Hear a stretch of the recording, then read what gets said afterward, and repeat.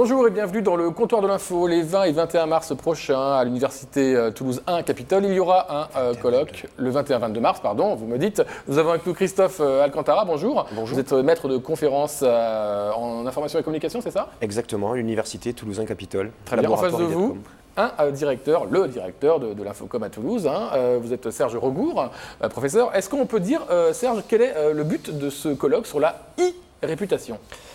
D'abord, le colloque correspond, à mon avis, à une question, une interpellation sociétale majeure aujourd'hui, du fait précisément de ce que représentent ce qu'on appelle traditionnellement les réseaux sociaux, et qui nous ont fait basculer dans une société dite société de la communication et de l'information, qui présente évidemment beaucoup de vertus dans le domaine des échanges, de l'interactivité, de l'accès à toute une série d'éléments de savoir, de constitution de réseau, mais en même temps, comme dit le philosophe Paul Virilio, de même que l'invention du rail à l'époque, c'est aussi l'invention du déraillement, les réseaux sociaux posent aujourd'hui de très nombreux problèmes qui vont au-delà de ce que Orwell redoutait à l'époque dans ce qu'il appelait la société télécranique, qu'il définissait comme le risque de la société la plus totalitaire qui n'ait jamais existé. Or aujourd'hui, pratiquement toutes les prophéties et les craintes, les doutes de Orwell se sont réalisés, c'est-à-dire qu'on va bien au-delà de ce que Orwell avait imaginé, et curieusement, le regard critique sur ces questions a totalement changé, c'est-à-dire qu'on ne voit que les vertus et on oublie de prendre en compte précisément les écueils, les dangers phénoménaux qui sont présentés par ces nouvelles modalités de communication, notamment chez les jeunes, les adolescents, les enfants, etc. Oui, c'est ce qui est horrible, évidemment. Big Brother a gagné. On consent tous à mettre sur Internet des données personnelles, du tout, du n'importe quoi. Alors, Christophe Alcantara, donc ce colloque, c'est le 21-22 ? Oui, c'est le 21 et 22 mars. Son titre, c'est E-réputation et traces numériques. C'est la première fois en France qu'on a un colloque comme ça. C'est la première fois en France que nous avons un colloque qui interroge la notion d'e-réputation d'une façon un peu systémique. Jusqu'à présent, on a pu voir ci et là des journées d'études qui s'intéressaient principalement à l'approche instrumentale. Soyons clairs, c'était principalement l'approche marketing. Or, nous, on va interroger le phénomène à la fois dans sa dimension instrumentale, marketing, gestionnaire, mais également dans sa composante juridique, sociologique, information, communication, et voire même anthropologique. La question de la mort numérique interpelle le citoyen que vous et moi sommes à travers ce prisme de l'e-réputation. Donc c'est véritablement l'enjeu de société et également sa composante instrumentale que nous allons interroger. On peut prendre un exemple qu'on va filer tout au long de l'émission. Donc, je suis une jeune fille, j'ai 16 ans, j'ai envoyé une petite photo coquine à mon copain du moment. Tout ça se rompt et lui, par malversation, envoie la photo sur un site internet en disant « Regardez, elle est à poil ». Et tout ça, hop, ça va sur la toile, intégralement sur la toile. Et la jeune fille de 16 ans ne peut rien faire. Alors, pour corser un petit peu la chose, on va dire qu'elle n'a pas 16 ans, elle a éventuellement 18 ans, comme ça elle est majeure, et puis on va dire que son petit copain, elle l'a connu dans le cadre d'Erasmus, et il vit à Londres. Sachez qu'aujourd'hui, à travers un tel cas de figure, qui est un cas somme toute assez banal, vous avez au minimum 4 droits qui sont obligés de collaborer, qui dans les faits ne collaborent pas. Vous avez le droit français, puisque l'étudiante est française. Vous avez... C'est quoi, c'est protection de l'image ? Alors attendez, vous avez protection de l'image, mais également la protection des données personnelles. Mais vous avez également le droit britannique qui va intervenir puisque le deuxième belligérant est britannique. Vous allez avoir, si elle est passée par Facebook, le droit américain qui va également intervenir puisque l'entreprise relève d'un régime nord-américain.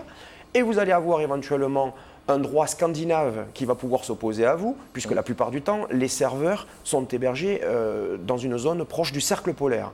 Et aujourd'hui, on appelle très régulièrement ou on convoque d'une manière presque pieuse le droit à l'oubli, mais le droit à l'oubli aujourd'hui en France se résume principalement à une charte, et une charte qui a été élaborée en temps utile par la secrétaire d'État à l'économie numérique qui s'appelait Nathalie Kosciusko-Morizet, qui a annoncé en temps utile à grand renfort de soutien médiatique un droit à l'oubli, mais ce droit à l'oubli, à l'heure où on se parle, n'existe dans les faits toujours pas.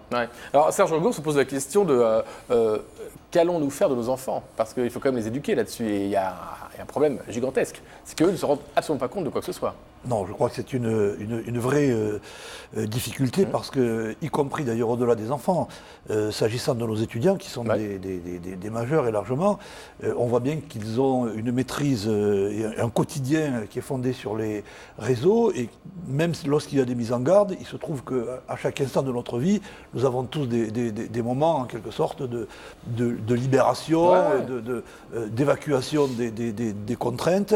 Et donc, on a toute une série d'exemples aujourd'hui qui nous montrent que, y compris dans des procédures, par exemple, de recrutement, lorsque se fait le choix entre deux candidats, tel ou tel peut être éliminé parce qu'il a laissé traîner, notamment sur tel ou tel réseau social, des photos, désobligeantes, etc. Et donc, je crois que la plupart de nos étudiants ne sont pas du tout conscients des risques concernés. D'ailleurs, j'observe que dans le colloque, nous aurons les meilleurs spécialistes venus précisément de pays dans lesquels un certain nombre de questions se sont posées de manière peut-être plus anticipée, plus dramatique. Nos collègues notamment canadiens, japonais, américains. S'agissant du cas français, le représentant, le défenseur des droits, en tout cas sa représentante, sera là pour exposer le dernier rapport précisément concernant la protection des enfants.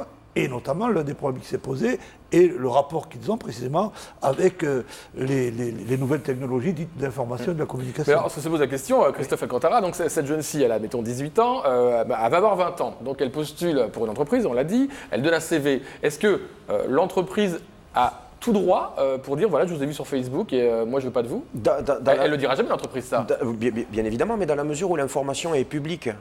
Si l'information est publique, elle est accessible. Et si elle est accessible, il appartient à tout un chacun de prendre conscience de ce qu'il doit dire. Donc la notion de vie privée n'existe pas là-dessus, vu que c'est public alors. Mais très souvent, sur les réseaux sociaux numériques, l'information que vous publiez est très souvent une information publique. Ouais. En plus, on ne lit pas les petites lignes. Est-ce que vous avez, quand on va sur Facebook Aujourd'hui, trouvez-moi une personne dans la rue qui va vous dire « j'ai lu l'intégralité des conditions générales d'utilisation de Facebook ». Parce qu'il y a 1000 pages, on écrit un petit caractère. Et les gens devraient les lire, parce que s'ils arrivaient à lire ces pages, ils sauraient qu'aujourd'hui, par exemple, pour reprendre l'exemple de Facebook, vous donnez tout droit à Facebook pour utiliser et conserver les données à caractère personnel que vous publiez.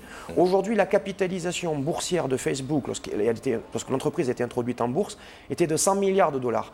Sa valeur réelle, sa valeur marchande réelle est autour de 10 milliards de dollars. Les spécialistes s'entendent sur ce chiffre-là. Vous comprenez bien que cet écart repose fondamentalement sur une promesse de valeur ajoutée que porte Facebook. Et cette valeur ajoutée, elle est incarnée par quoi? Par le fait qu'aujourd'hui avec représente l'une des plus grandes bases de données comportementales au monde. Et les gens, ils vont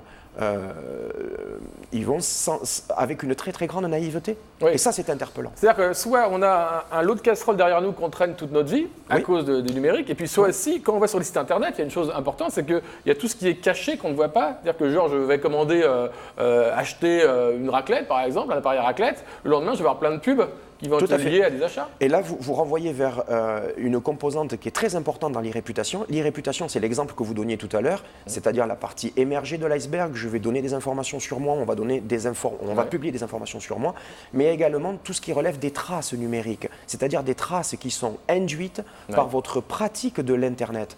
La plupart d'entre nous, aujourd'hui, disposons d'un téléphone mobile qualifié de smartphone. Et aujourd'hui, les données de géolocalisation, qui sont une véritable mine de valeur ajoutée, de richesse par rapport aux services qu'ils proposent, sont également une forte composante de cette e-réputation. Et aujourd'hui, par ces traces numériques, je peux savoir qui vous êtes, ce que vous faites, ce que vous consommez, où vous allez. Et ce n'est absolument pas anodin. C'est quelque chose qu'il faut appréhender.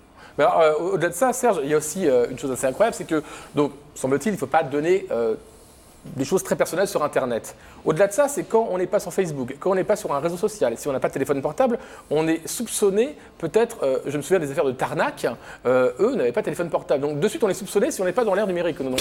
C'est compliqué. Oui, c'est pas faux. C'est-à-dire que c'est les Russes de la dialectique. C'est-à-dire on peut en effet vous soupçonner d'avoir des choses à cacher dès lors que vous ne jouez pas le jeu. Mais j'en profite pour dire que l'état de la recherche a longtemps été finalement insuffisant, ce qui veut dire que, également en termes d'information, de pédagogie, on est resté peut-être insuffisamment proche de ces problèmes.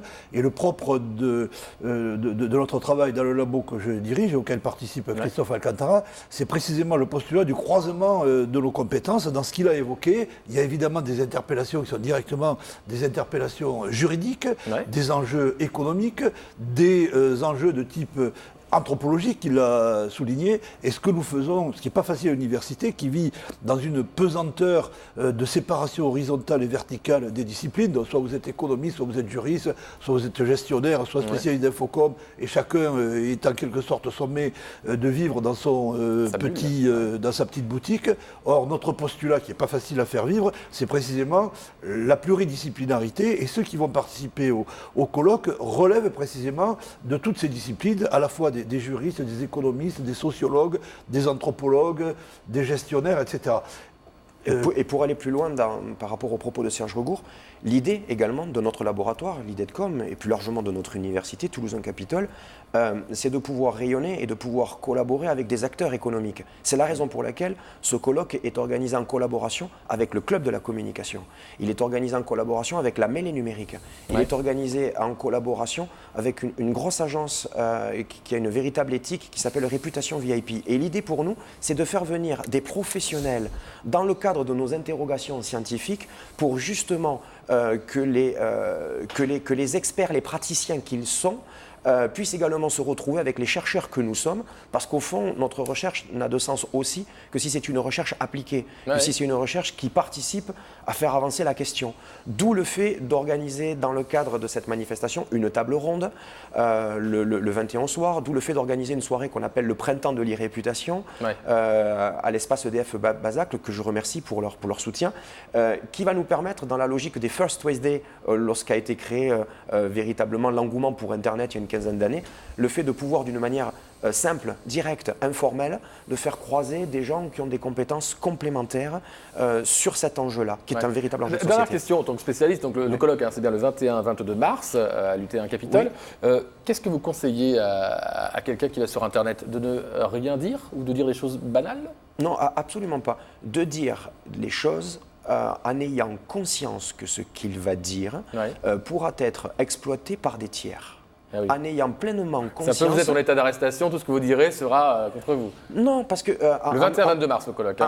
En même temps, si on était contre le développement d'Internet, si on était technophobe, on ne dirigerait pas des formations qui de près ou de loin touchent à Internet et forment des spécialistes aussi de l'Internet. Non, il ne faut pas être naïf, il faut avoir conscience de ça. Et la preuve en est, les entreprises, qui sont souvent pour nous des études de cas, ont bien appréhendé cela, ou du moins cherchent à appréhender cela à travers leurs produits, à travers leurs marques. Elles ont de moins en moins de naïveté sur le fait de capitaliser justement un capital symbolique, leur image, à travers les réseaux sociaux. Serge, on doit couper vite. Ce que dit Christophe, en réalité, c'est l'application notamment du principe de précaution, que curieusement on ne met pas du tout en avant dans ce domaine, parce qu'évidemment, il l'a évoqué avec le cas de Google tout à l'heure, les enjeux financiers et les logiques de marketing sont à ce point prégnantes que tous les aspects en quelque sorte défavorables sont largement occultés. Merci à tous les deux. Dans la seconde partie, Greg Lamazère.